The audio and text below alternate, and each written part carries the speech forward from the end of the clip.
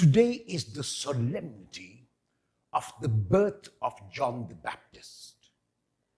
John the Baptist is portrayed differently by the synoptics and by the Gospel of John. In the synoptics, John the Baptist is primarily a precursor, or one who goes before the Lord to announce the coming of the Lord and the preparation of the Lord's way.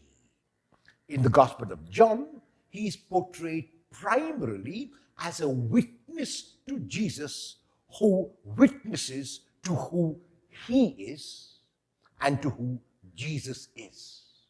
When John is asked about his own identity, he is very clear that he is not Elijah, he is not the prophet, he is not the Christ, he is simply the voice crying in the wilderness.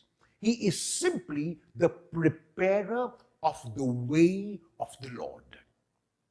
In his identification of Jesus on the second day in the Gospel of John, he uses 4 titles to identify Jesus.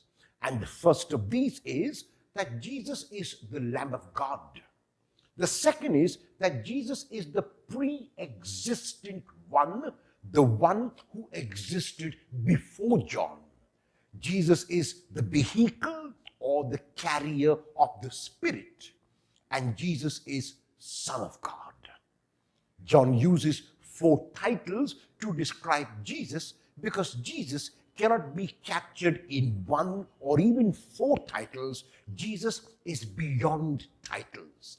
However, on this solemnity, what is important is this: whether as a precursor, whether as a witness, John the Baptist played his role to perfection.